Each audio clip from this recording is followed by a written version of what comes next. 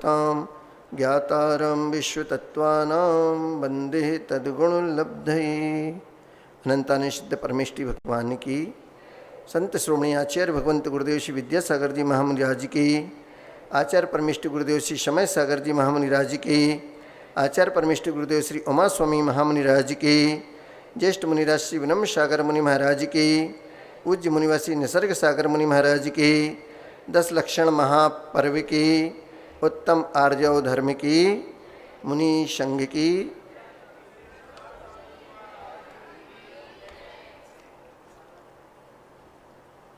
उत्तम आर्जव धर्म के साथ तृतीय अध्याय का सूत्र रूप से व्याख्यान। इस तृतीय अध्याय में केवल आश्रव तत्व का ही नहीं, संबर का भी प्रकरण है, लेकिन आश्रव तत्व की मुख्यता को लेकर के कथन किया जा रहा है। अजीव तत्व और जीव तत्व दोनों यहाँ पर बिल्कुल पृथक पृथक तत्व हैं, इनका आपस में कोई तालमेल नहीं, दोनों स्वतंत्र हैं, लेकिन संयोग होने पर भी देखो क्या होता है। जैसे हाइड्रोजन और ऑक्सीजन ये दोनों स्वतंत्र गैस हैं, वायुमंडल में रहती हैं, किंतु अनुपात से जब इनका सम्मिश्रण होते ही ये दोनों गायब हो जाती हैं और तीसरी चीज़ पैदा हो जाती है जिसको आप जल कहते हैं। ऐसा कोई जल ऊपर से ही आता है, ऐसा कोई नियम नहीं है। प्राणवायु और हाइड्रोजन इन दोनों के सम्मिश्रण से जैसे जल का उत्पादन तात्कालिक होता है, उसी प्रकार जीव तत्व और अजीव तत्व जब तक पृथक पृथक रहेंगे तो कुछ नहीं होगा, लेकिन जैसे ही अजीव तत्व और जीव तत्व दोनों का सम्मिश्रण जब हमारे परिणामों के माध्यम से हो जाता है, तब निश्चित रूप से आश्रव होता है। यह प्रकरण आगे के सूत्र में बताया जा रहा है। आप पूछ सकते हैं कि महाराज जी आश्रव तीसरे नंबर पर क्यों रखा? तो पहले जीव अजीव अर्थात कर्मों का जीव के साथ आश्रव होता है, तब तीसरे नंबर पर आश्रव है। 7 तत्व में आपने पढ़ा है जीव अजीव आश्रव, तो तीसरे क्रम पर आश्रव आता है, इसलिए ये अजीव संयोग है जीव के साथ अजीव का, इसलिए आश्रव हो जाता है। आचार्य भगवंत कहते थे कि जीव के भावों की लक्षण तो हमने पहचान कर ली, लक्षण तो एक होता है लेकिन वह विलक्षण हुआ करता है। लक्षण भाववाचक होता है जो लक्ष्य के लिए हुआ करता है। अब आपने जो प्रथम अध्याय था, उस प्रथम अध्याय के 21वें सूत्र में सूत्र पढ़ा था ना, भाव प्रत्युर्वधिर देव नारकाणाम। उसमें जो नारक शब्द आया था वो नारकी कौन है, इसका ज्ञान कराने के लिए आचार्य भगवान अगला सूत्र देते हैं। रत्न शर्करा बालुका पंक धूम तमो महातमः प्रभा भूमयो घनामु वाताकाश प्रतिष्ठा सप्ताधोधः। सूत्र का उच्चारण करेंगे। प्रश्न क्रमांक आपका 52 सूत्रोदय पुस्तक में पृष्ठ क्रमांक 52 पर सूत्र है। रत्न शर्करा बालुका पंक धूम तमो महातमः प्रभा भूमयो घनामु वाताकाश प्रतिष्ठा सप्ताधोधः।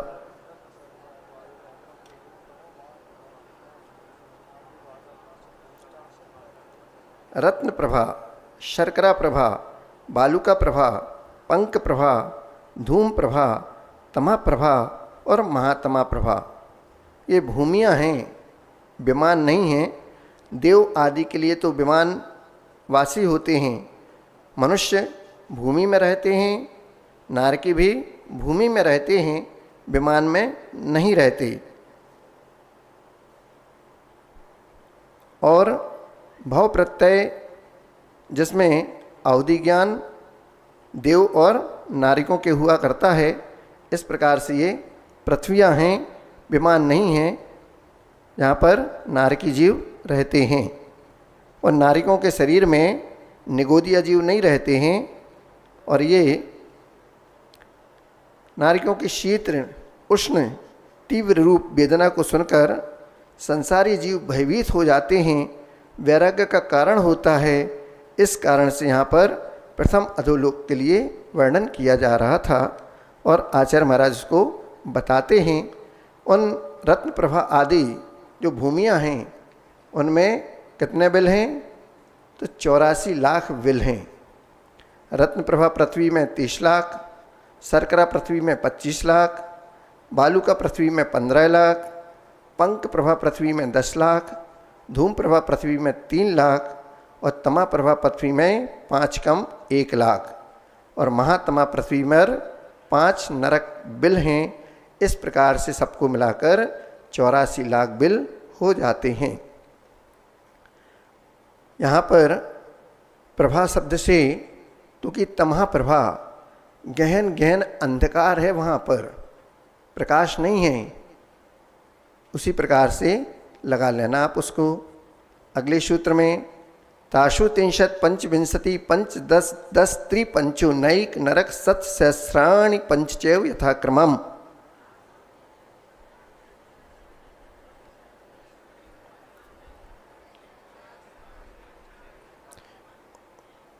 उन पृथ्वियों में 35, 25, 15, 10 सब आपने ये नरकों के बिल पढ़ लिए। इनको लगाएंगे क्रम से तो ये 84 लाख बिल यहाँ पर हो जाते हैं।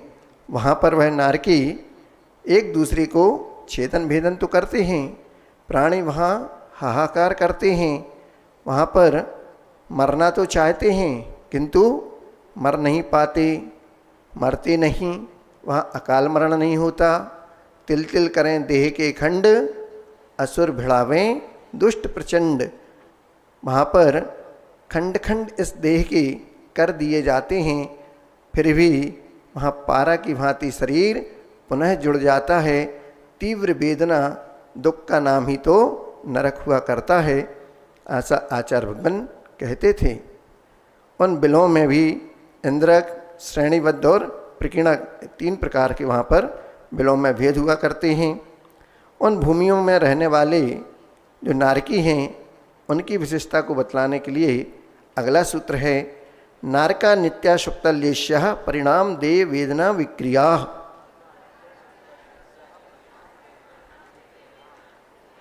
लेश्या भावों की परिणति का नाम लेश्या है। वे नारकी हमेशा अशुभतर लेश्या, अशुभतर परिणाम, अशुभतर देह और अशुभतर वेदना और अशुभतर विक्रिया वाले हैं। वहाँ पर शुभ नाम की कोई भी वस्तु नहीं है, सारी चीज़ें अशुभ ही अशुभ वहाँ पर हुआ करती हैं।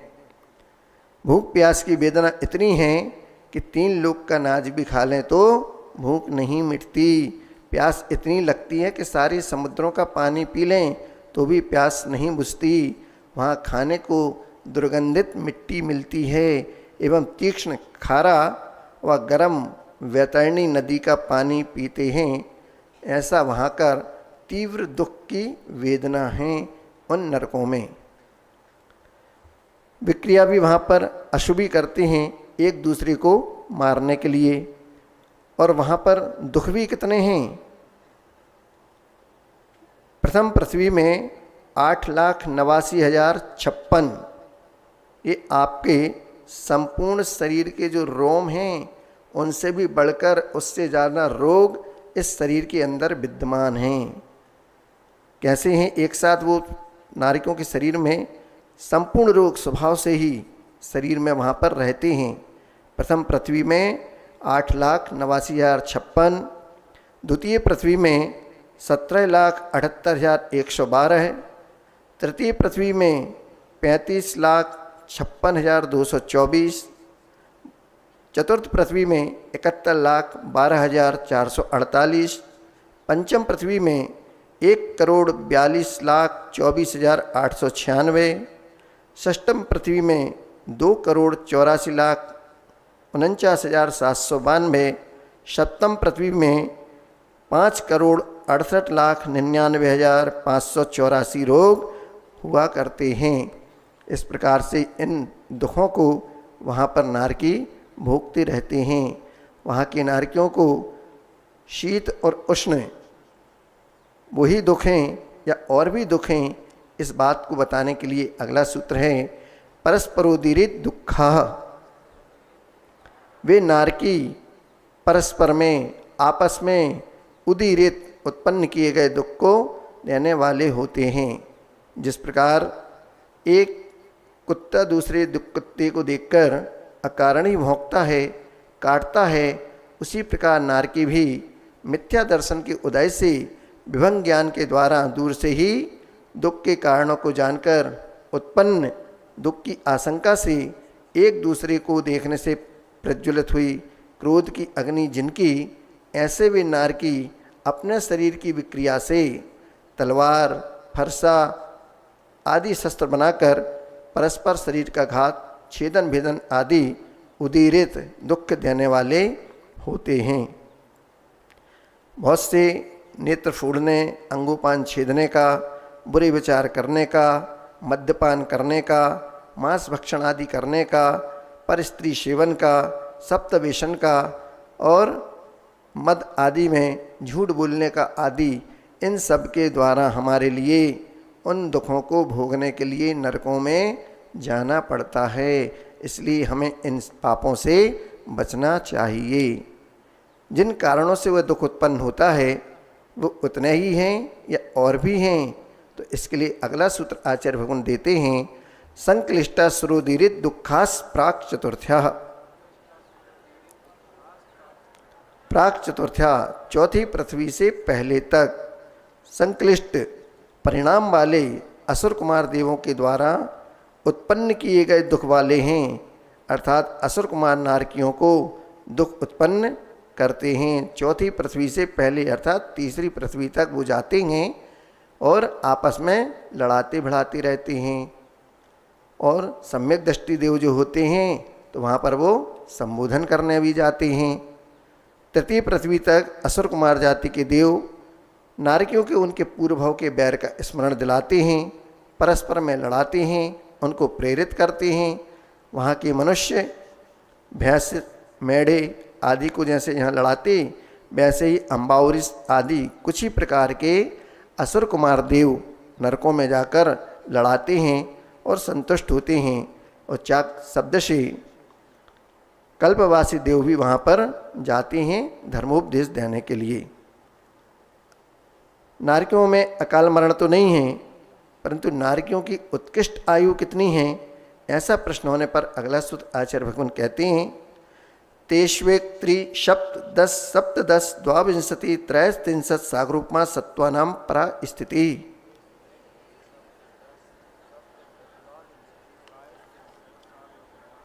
हाँ, प्रथम पृथ्वी रत्न प्रभा में लगाएंगे। उत्कृष्ट से एक सागर, जघन्य से 10,000 वर्ष। दूसरी पृथ्वी शर्करा प्रभा में उत्कृष्ट से 3 सागर, जघन्य आयु 1 सागर। तीसरी पृथ्वी वालुका प्रभा उत्कृष्ट से 7 सागर, जघन्य से 3 सागर। पंक प्रभा पृथ्वी उत्कृष्ट से 10 सागर, जघन्य से 7 सागर।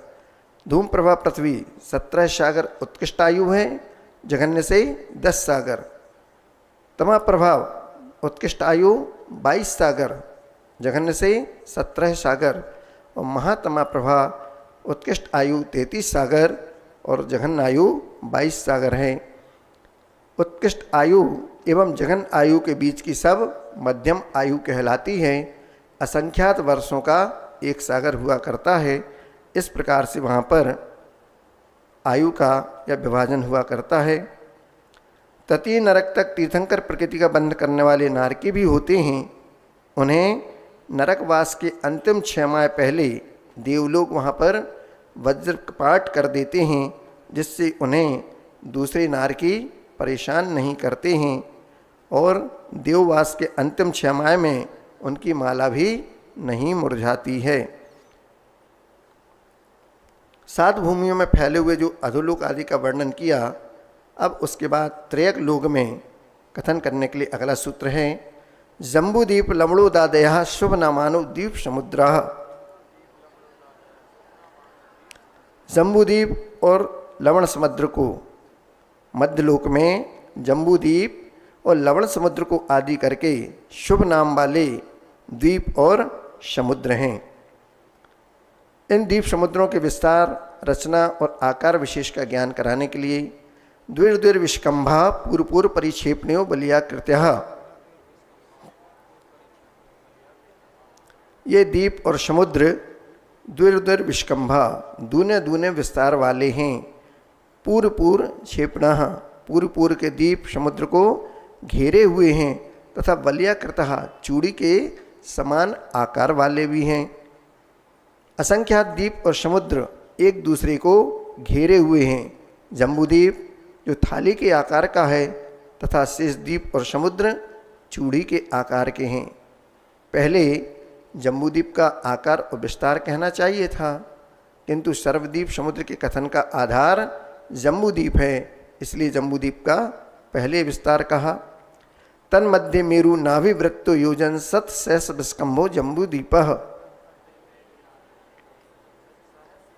तन्मध्ये उन द्वीप समुद्रों के बीच मेरु नाभिवृत्ति, मेरु रूपी नाभि से युक्त, योजन सत सहस 1,00,000 योजन, विष्कंभः विस्तार वाला, जम्बूद्वीपः जम्बू द्वीप है। इस जम्बूद्वीप में चूँकि अनादि निधन यह पृथ्वी का एक जम्बू का वृक्ष, जिससे इस द्वीप का नाम जम्बूद्वीप पड़ा। इसी प्रकार धातकी खंड के उत्तर क्रू में धातकी वृक्ष अर्थात आंवले का वृक्ष होने के कारण उस द्वीप का नाम धातकी खंड है। इसी प्रकार पुष्करवर द्वीप के उत्तर क्रू में पुष्कर वृक्ष होने के कारण उस द्वीप का नाम पुष्करवर द्वीप है। इस जम्बूद्वीप में 6 कुल पर्वतों से विभाजित होकर जो 7 क्षेत्र हैं वे कौन से हैं, इसको बतलाने के लिए अगला सूत्र आचार्य भगवान देते हैं। भरत हेमवत हरिविदेह रम्यक हिरण्यवतैरवत वर्षा क्षेत्राणि। जम्बूद्वीप में भरतवर्ष, हेमवत वर्ष, हरिवर्ष, विदेह वर्ष, रम्यक वर्ष, हिरण्यवत वर्ष और ऐरावत वर्ष, ये 7 क्षेत्र हुआ करते हैं। चक्रवर्ती भी अपनी प्रशस्ति लिखने के लिए उत्तर भारत के 3 खंडों में, जो मध्यवर्ती खंड के बहुमध्य भाग में चक्रवर्तियों के मान का मर्दन करने वाला, नाना चक्रवर्तियों के नामों से अंकित मूल, मध्य एवं शिखर में सर्वत्र रत्नमय वृषभगिरी है। यहीं पर चक्रवर्ती अपनी प्रशस्ति लिखवाते हैं और 2.5 द्वीप में कुल 170 वृषभगिरी हैं। कुल पर्वत 6 हैं, यह पहले कहा है, किंतु वे कौन कौन से हैं और कहाँ कहाँ पर स्थित हैं यह बतलाने की कृपा करें। ऐसा वह भव्य जीव प्रश्न के ऊपर प्रश्न आचार्य भगवान के श्री चरणों में करता जाता है और आचार्य भगवान बहुत ही दया करुणा से वशीभूत होकर उस भव्य की जिज्ञासा का समाधान देते हुए एक एक सूत्र को देते जाते हैं। कहते हैं तद विभाजन पूर्वा प्रायता हिमवन महाहिमन निषद नील रुक्मी शिखरिणो वर्षधर पर्वता।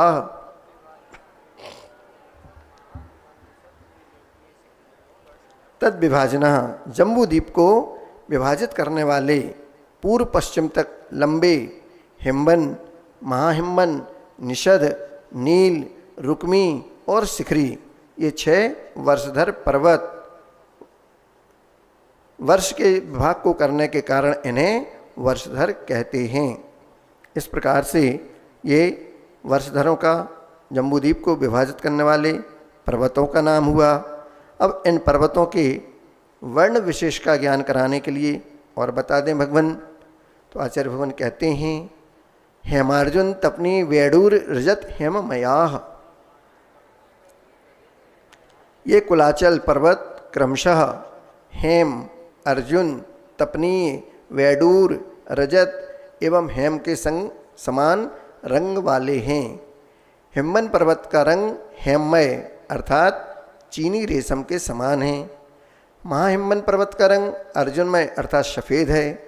निषद पर्वत का रंग तपाए गए सोने के समान अर्थात उगते हुए सूर्य जब आपने देखा बाल भानु रूप होता है, लालिमा आकाश में फैलती है, उस समय का वह तपे हुए लाल लाल सोने के समान दिखता है, उस रंग का वह निषद पर्वत है। नील पर्वत का रंग वैडूर्यमय अर्थात मोर के गले की आभा के समान नीली नीली जो दिखती ना, वैसा है। रुक्मी पर्वत का रंग रजतमय अर्थात सफ़ेद है और शिखरी पर्वत का रंग हेममय अर्थात चीनी रेशम के समान हैं। ये स्वर्णमय हैं। ये पर्वत इन रंगों के ना होकर स्वयं हेमादि वाले हैं, क्योंकि मयट प्रत्यय तन्मय के अर्थ में आता है। ऐसा आचार्य भगवान कहते हैं कि ये स्वर्णमय है, जैसे दूध पानी में मिलाने पर एक मेघ हो जाता है। भक्त भगवान की भक्ति में तन्मय हो जाता है। ऐसा यह मयट प्रत्यय है जो तन्मय के अर्थ में आता है। इन पर्वतों को और भी विशेष ज्ञान कराने के लिए आचार्य भगवान अगला सूत्र देते हैं। मणि विचित्र पार्श्व उपरी मूले चतुल्य विस्तारा। इन पर्वतों के पार्श्वभाग नाना प्रकार की मणियों से रचित हैं और ये ऊपर मूल एवं मध्य में समान विस्तार वाले हैं।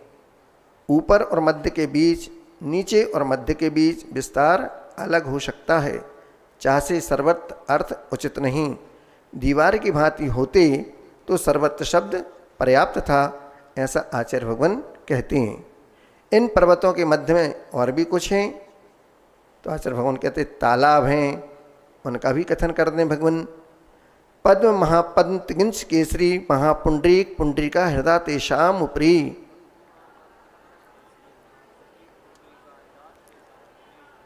उन पर्वतों के ऊपर क्रमशः पद्म, महापद्म, तिगिंस, केसरी, महापुंडरीक और पुंडरीक, इस प्रकार से ये तालाबों के नाम हैं।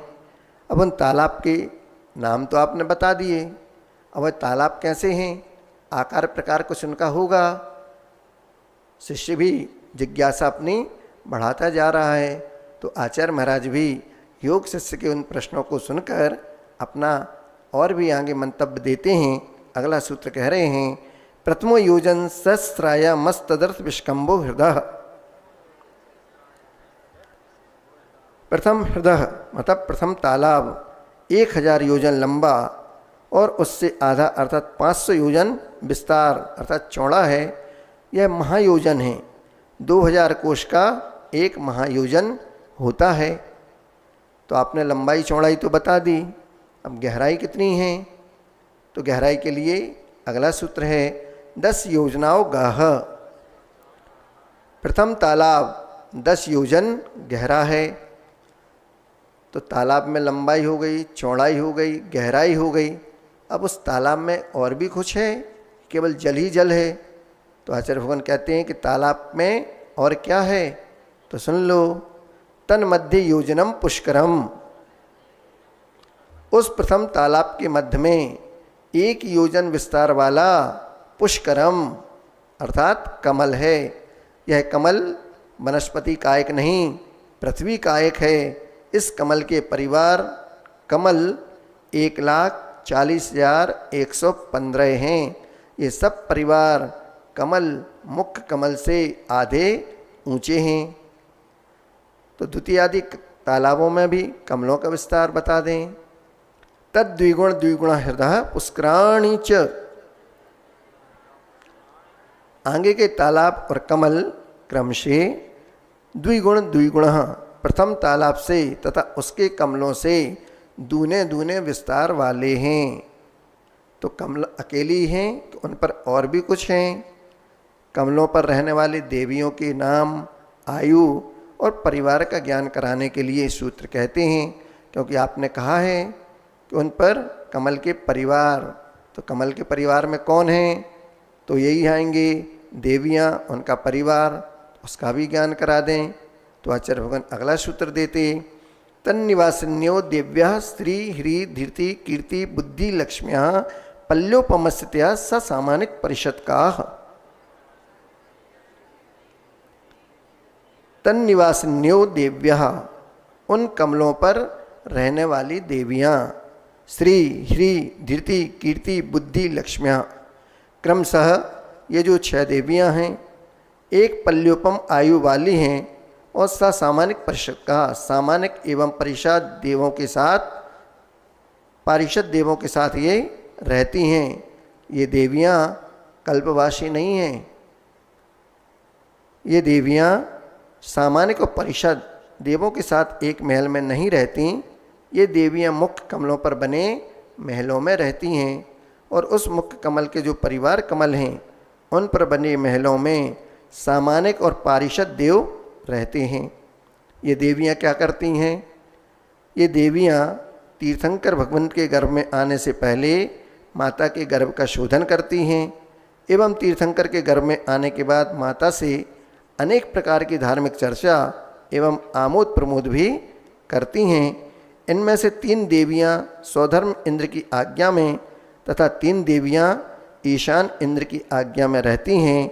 शेष 2 देवियाँ शांति और तुष्टि ये कुलाचल से आती हैं। इस प्रकार से ये अष्ट देवियाँ हो जाती हैं। ये सब देवियाँ सामानिक आदि देव की श्री आदि देवियों के साथ अनुगामी होकर रहते हैं। इसलिए सूत्र में 7 रहना कहा है। ये सब ब्रह्मचारिणी हैं। तालाबों में फूले हुए इन कमलों पर सदा श्री ह्री धीति कीर्ति बुद्धि लक्ष्मी और ये देवकन्याएं निवास करती हैं। अब जिन नदियों से क्षेत्रों का विभाग हुआ था उन नदियों का कथन के लिए सूत्र है। गंगा सिंधु रोहित दुर्हितास्या हरिधरी कांता शीता शीतोदा नारी नरकांता स्वर्ण रूपकूला रक्ता रक्तोदः सरितस्तन मध्यगाः।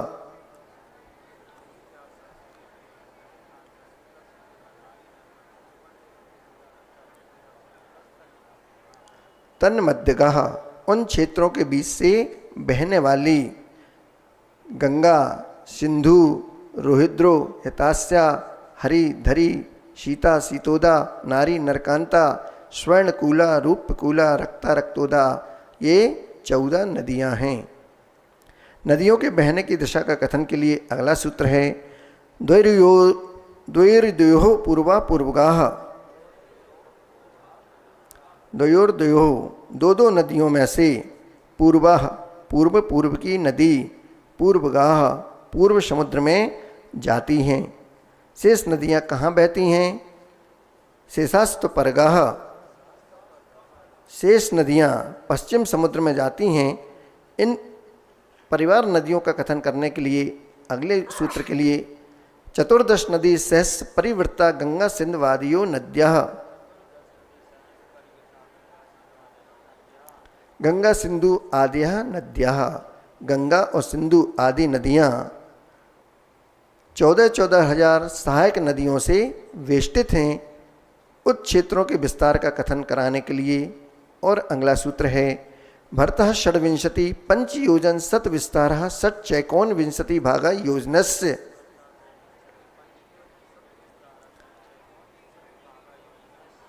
भरतः भरत क्षेत्र 526 योजन विस्तार वाला और योजनस्य 1 योजन के 19 भागों में से 6 भाग अधिक प्रमाण हैं, अर्थात 526 सही 6/19 योजन हैं। उन क्षेत्रों का विस्तार का और भी विशेष ज्ञान करा दें भगवान। तद द्विगुण विस्तारा वर्षधर वर्षा विदेहांतः। विदेह क्षेत्र पर्यंत पर्वत और क्षेत्र उस भरत क्षेत्र से दूने दूने विस्तार वाले हैं।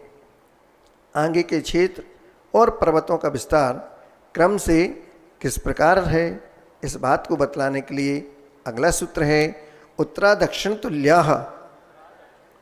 उत्तर के क्षेत्रों एवं पर्वतों का वर्णन दक्षिण के तुल्य है।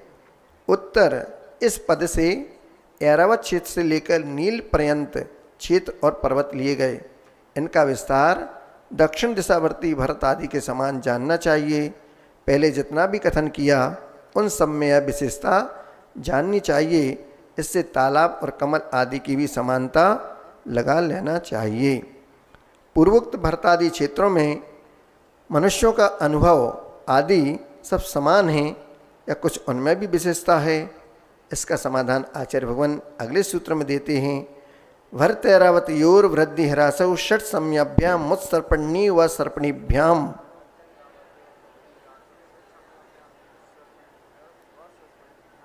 भरत और ऐरावत क्षेत्र में उत्सर्पणी और अवसर्पणी के 6 कालों में वृद्धि और ह्रास होता है। मनुष्यों की आयु, काय, भोग में वहाँ पर वृद्धि और ह्रास होता रहता है। इस प्रकार से यहाँ पर 6 कालों की व्यवस्था उन्होंने बताई है। जैसे 6 कालों में आयु, ऊंचाई आदि की वृद्धि और हीनाधिक उनकी क्रम जो होते हैं। जैसे प्रथम काल है सुषमा सुषमा, उसमें ऊंचाई 6000 धनुष की है, जघन्य से 4000 धनुष की है, आयु 3 पल्ल की है, जघन्य से 2 पल्ल की है, समय 4 कोड़ा कोड़ी सागर का है, आहार का अंतराल 3 दिन के बाद, और आहार कितना होगा? बेर के बराबर। तो यहाँ के बेर नहीं लेना, वहाँ की बेर लेना। वर्ण स्वर्ण के समान और सुख दुख सुखी सुख वाला वहाँ पर काल होता है। द्वितीय काल सुषमा, ऊंचाई 4000 धनुष, जघन्य से 2000 धनुष, आयु 2 पल्ल की उत्कृष्ट आयु है और जघन्य से 1 पल्ल की आयु, समय 3 कोड़ा कोड़ी सागर, आहार का अंतराल 2 दिन के बाद, आहार का अनुपात तो बहेड़ा के बराबर, वर्ण श्वेत वर्ण के समान और वहाँ पर सुख दुख सुख वाला काल कहलाता ये।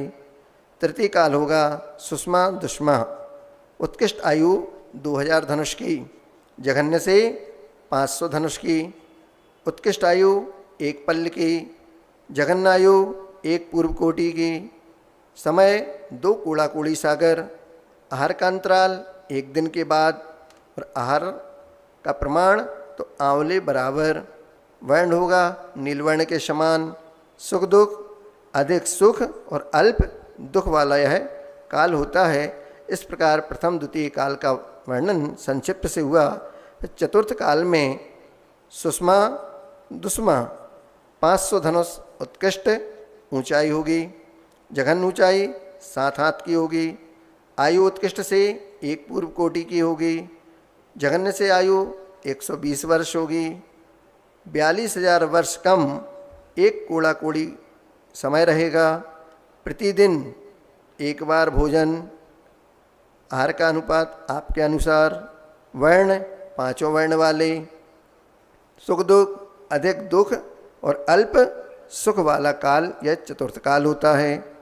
उसके बाद पंचम काल दुष्मा काल, उत्कृष्ट ऊंचाई 7 हाथ की होगी, जघन ऊंचाई 3 हाथ या 3.5 हाथ की, उत्कृष्ट आयु 120 वर्ष और जघन्य से 20 वर्ष, समय 21,000 वर्ष। कितने निकल गए अभी? महावीर भगवान को निर्माण हुए 2546, 2500 वर्ष होने को हो रहे हैं।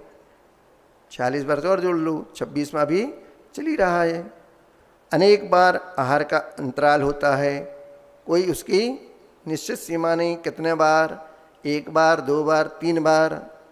1 बार खाए वो योगी, 2 बार खाए तो भोगी और बार बार खाए तो रोगी, ऐसा आचार्य भगवान कहते थे। 5 वर्ण वाले हीन कांति से युक्त उनका वर्ण होगा, सुख दुख दुख वाला यह काल होगा। जब दुखमा काली है तो सुख का आभास भी और सुख हमको कहाँ से मिलेगा। और अंतिम छठमा है दुखमा दुखमा, 3 हाथ या 3.5 हाथ की उत्कृष्ट ऊंचाई होगी, जघन्य से 1 हाथ की ऊंचाई होगी, आयु उत्कृष्ट होगी 20 वर्ष और जघन्य से 15-16 वर्ष, समय वही 21,000 वर्ष, आहार का अंतराल वही 12 बार और धुएं के समान वाला वर्ण होगा और सुख दुख दुखी दुख वाला वह काल होता है। इस प्रकार से ये 6 कालों की संक्षिप्त से विवेचना हुई। उन भूमियों में और क्या व्यवस्था है, इस बात को आगे आचार्य भगवान कहते हैं, ताभ्याम अपरा भूमियो वस्थितः। ताभ्याम उन भरत और ऐरावत क्षेत्र के अपरह अलावा भूमियाँ अवस्थिता, भूमियाँ अवस्थित हैं, उनमें उत्सर्पणी और अवसर्पणी के समान परिवर्तन नहीं होता है, वे हमेशा एक सी रहती हैं। उन भूमियों में मनुष्य क्या समान आयु वाले भी होते हैं? तो आचार्य भगवान सूत्र कहते, एक द्वि त्रिपल्योपम स्थितियो हेमवतक हारि वर्षक दैव कुर्वकाः। हरिवर्षक, हेमवत और देवकुरु के मनुष्य एवं त्रियंचों की आयु क्रम से 1, 2 और 3 पल्ल की होती है। असंख्यात वर्षों का एक पल्ल होता है। ये सभी शाश्वत भूमि कहलाती हैं। उत्तर दिशावर्ती क्षेत्रों में क्या व्यवस्था है, इस कथन को कहने के लिए आचार्य भगवान अगला सूत्र कहते, तथोत्तराः, दक्षिण क्षेत्र के समान ही उत्तर में जानना चाहिए। उत्तर कुरु में आयु आदि देवकुरु के समान है। रम्यक क्षेत्रों के मनुष्य त्रियंचों की आयु आदि हरि क्षेत्र के समान है। हिरण्य क्षेत्र के मनुष्य त्रियंचों की आयु आदि हेमवत क्षेत्र के समान है। 5 विदेहों में क्या स्थिति है, इसे बतलाने के लिए अगला सूत्र आचार्य भगवान कहते, विदेहेषु संख्ये कालाः। विदेह क्षेत्र में स्थित जीव संख्यात वर्ष की आयु वाले हैं। मनुष्यों की आयु कितनी है, कितने अंक प्रमाण? तो कहते हैं मनुष्यों में 29 अंक प्रमाण यह संख्या है। संख्या काल में कितने वर्ष लेना चाहिए? तो संख्या काल में 1 पूर्व कोटि वर्ष लेना चाहिए। 1 पूर्व कोटि वर्ष में 70 लाख करोड़ और 56,000 करोड़ को 1 करोड़ से गुणा करने पर जो संख्या आती है वह संख्या काल के रूप में प्राप्त होती है। 84 लाख वर्ष का एक पूर्वांग होता है तथा 84 लाख पूर्वांग का एक पूर्व होता है। ऐसे 1 करोड़ पूर्व बराबर 1 पूर्व कोटि होता है। विदेह क्षेत्र के मनुष्यों की आयु और अवगाहना कितनी होती है? तो 5 विदेह क्षेत्रों में उत्कृष्ट आयु 1 पूर्व कोटि वर्ष प्रमाण एवं जघन आयु अंतर्मूर्त प्रमाण हुआ करती है। यहाँ के मनुष्यों की अवगाहना 500 धनुष प्रमाण है। चतुर्थ क्षेत्र का नाम विदेह क्षेत्र क्यों पड़ा? इसमें रहने वाले मनुष्य सदा विदेह अर्थात कर्म के बंधनोच्छेद के लिए यत्न करते रहते हैं, इसलिए इस क्षेत्र को विदेह क्षेत्र कहते हैं। यहाँ कभी भी धर्म का उच्छेद नहीं हुआ करता है। ऐसे 2.5 द्वीप में कितनी कर्म भूमियाँ हैं? तो जम्बू द्वीप में भरत, ऐरावत एवं विदेह ये 3 कर्म भूमियाँ हैं। धाती खंड में इसकी दूनी अर्थात 6 कर्म भूमियाँ हैं। पुष्करार्ध में भी 6 कर्म भूमियाँ हैं एवं 2.5 द्वीप में कुल 15 कर्म भूमियाँ हैं। इस प्रकार से दूसरी प्रकार से भरत क्षेत्र का विस्तार का कथन करने के लिए अगला सूत्र आचार्य भगवान कहते हैं, और इन्हीं 15 कर्म भूमियों में कर्म भूमियाँ 15 जिनमें संतों का संचार रहा। आपको मुनिराजों का, ऋषि मुनि यति अनगारों का दर्शन इन्हीं 15 कर्म भूमियों में मिलता है। भरतस्य विष्कंभो जम्बू द्वीपश 90 सद्भागः।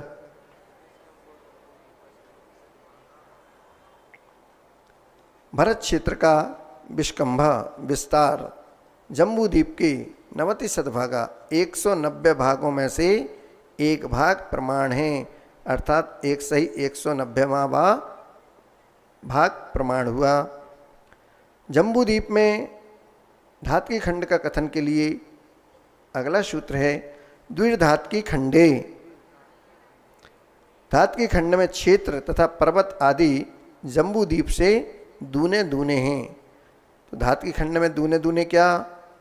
धातकी खंड में 2 मेरु हैं, पूर्व में विजय और पश्चिम में अचल। विजय अचल पढ़ते ना पंचमेरु पूजन में। 14 क्षेत्र, 12 पर्वत, 28 नदी आदि हैं, क्योंकि जम्बू वृक्ष के निमित्त से जम्बू द्वीप है और धातकी वृक्ष के निमित्त से धातकी खंड हुआ, तथा पुष्कर वृक्ष के निमित्त से पुष्कर द्वीप, यह यहाँ पर नाम पड़ा।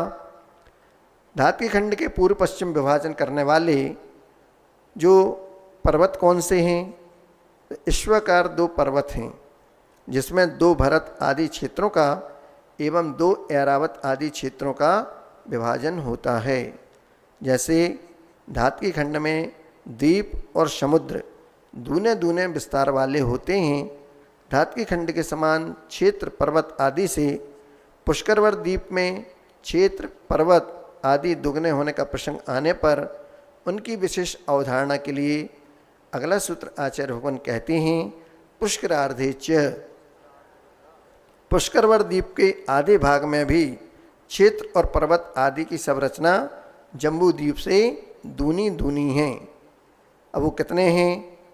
तो पुष्करार्ध द्वीप में पर्वत, मेरु और क्षेत्र की 2 ईश्वकार, 2 मेरु, मंदर व बिंदुनमाली, 14 क्षेत्र, 12 पर्वत और 28 नदी आदि वहाँ पर हैं।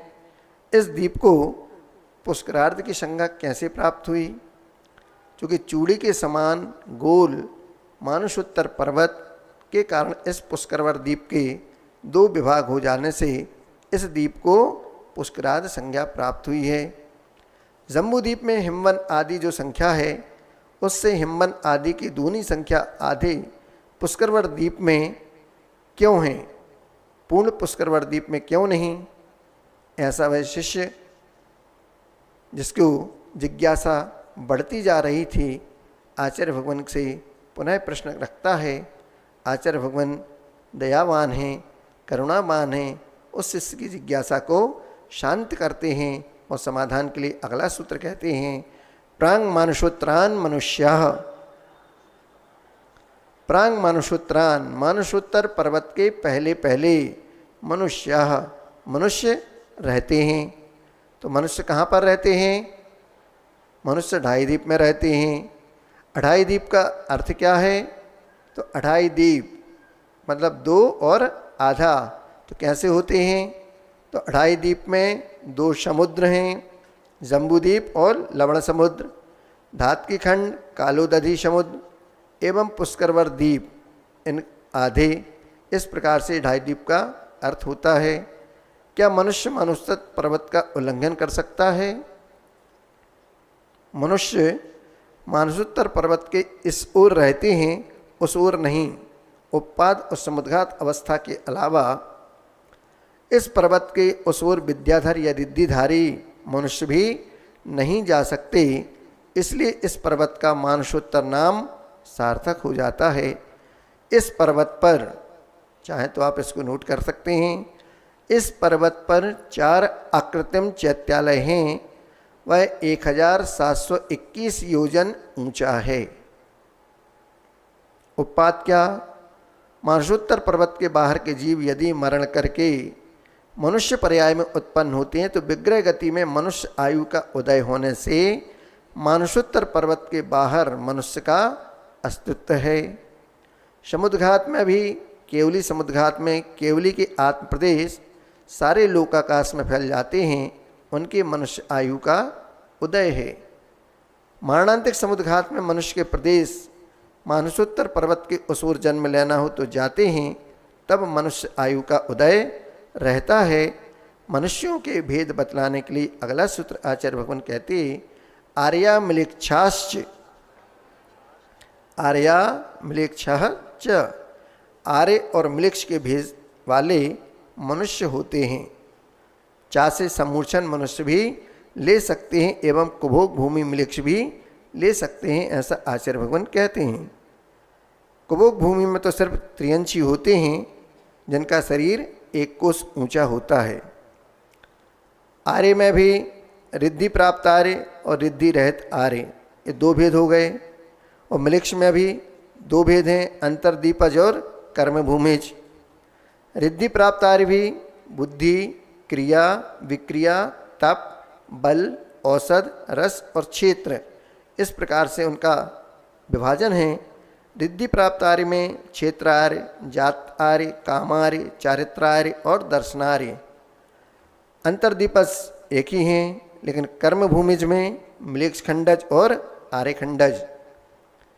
जो गुणों से सहित हों अथवा गुणवान लोग जिनकी सेवा करें उन्हें आर्य कहते हैं। जो गुणवान व्यक्तियों के साथ रहते हैं वे भी आर्य कहलाते हैं।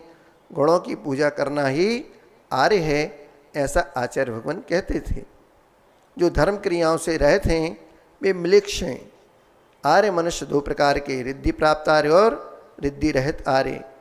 इन सब के बारे में आपने अभी तालिका से जाना है।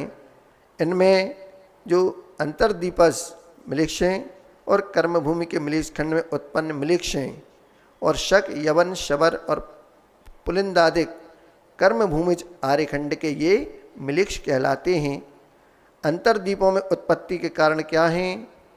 तो अंतर्दीपस में उत्पन्न होने के मिथ्यादि देवों की पूजन करना, देवशास्त्र गुरु की निंदा करना और साधुओं का अपमान करना आदि अंतर्दीपों में उत्पत्ति होने के कारण हैं। अब ये कर्म भूमियाँ कौन कौन सी हैं इनको बतलाने के लिए आचार्य भगवान अगला सूत्र कहते हैं, भरतैरावत विदेहा कर्म भूमियो न्यत्र देवकुरुत्तर क्रुभ्य। देवकुरु उत्तर क्रुभ्य, देवकुरु और उत्तर कुरुओं को अन्यत्र छोड़कर भरत ऐरावत विदेहा, भरत ऐरावत एवं विदेह क्षेत्र कर्म भूमियाँ हैं। कर्म भूमि किसे कहते हैं? आप कहाँ पे रहते हैं? कर्म भूमि में, भरत क्षेत्र के आर्यखंड में अपने अपने देश, अपने अपने गांव, अपने अपने स्थान पर निवास करते हैं। वहाँ पर क्या करते हैं? तो जहाँ पात्रदान के साथ आजीविका चलाने के लिए असी मसी कृषि, वाणिज्य, शिल्प, विद्या आदि ये षटकर्म किए जाते हैं। अशुभ कर्म से बचने के लिए धर्म ध्यान शुभ उपयोग में लगा जाता है। देव पूजा, गुरुपास्ति, स्वाध्याय, सीमस्तपः, दानम चेति सद्गृष्टाणाम षटकर्माणि दिने दिने, जो प्रतिदिन इन 6 आवश्यकों का पालन करते हैं। अशुभ से बचने के लिए नरक और शुभ कर्म से स्वर्ग, तपस्या के द्वारा अर्थात नियम संयम आदि को ग्रहण करके, एक देश संयम या महाव्रत पालन करके सकल संयम, मुनि बनकर सर्वासिद्धि विमान तक एवं समस्त कर्मों का क्षय करके इसी कर्म भूमि से मोक्ष को प्राप्त होता है वह जीव। और कर्म भूमि में जन्म लेने वाले कर्म भूमिज कहलाते हैं। इस प्रकार से यह कर्म भूमि का संक्षिप्त से विस्तार वर्णन मनुष्यों की उत्कृष्ट और जघन आयु कितनी होती है उसको बतलाने के लिए निरिस्थिति परावरे त्रिपल्योपमांतर मुहूर्ते। निरिस्थिति मनुष्यों की, परा अर्थात उत्कृष्ट आयु, त्रिपल्योपम 3 पल, और अवरे अर्थात जघन आयु, अंतर मुहूर्ते अंतर मुहूर्त की है।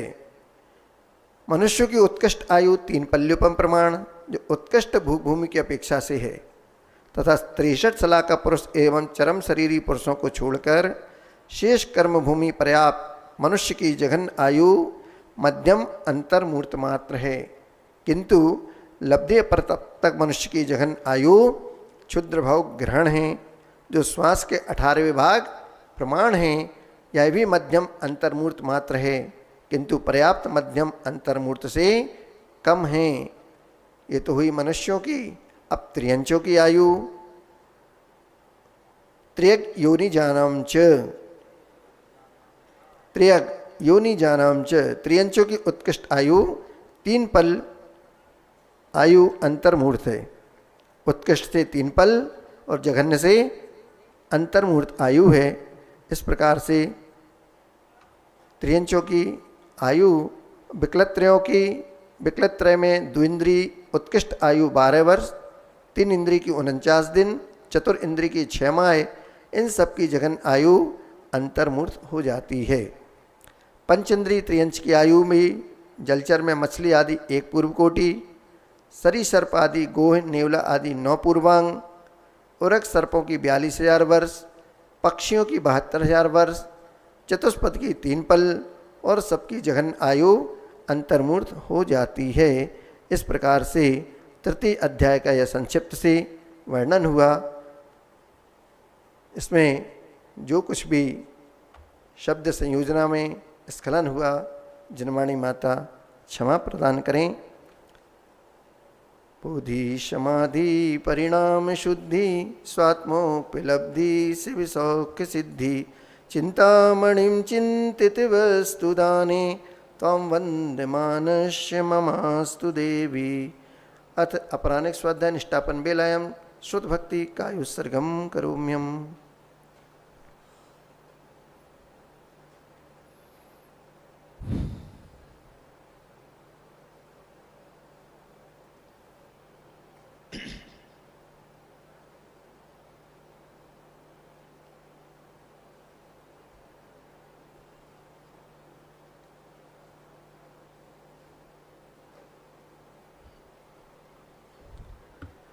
द्वादशांग जनवाणी माता की जय। आचार्य गुरुदेव श्री विद्यासागर जी महामुनि राज की। आप लोग सभी लोग बैठ जाएं, अभी तो समय बहुत है। और बड़े महाराज जी से निवेदन करते हैं, यदि आप लोगों की कोई शंका समाधान यदि आपको करना हो तो अपनी चिट्ठे अपने आप को तैयार कर लें। कुछ शंका समाधान अपन यहाँ पर करेंगे महाराज श्री के माध्यम से। आपकी शंकाएं होंगी, समाधान महाराज श्री का होगा। कोई एक कार्डलेस तैयार कर दो।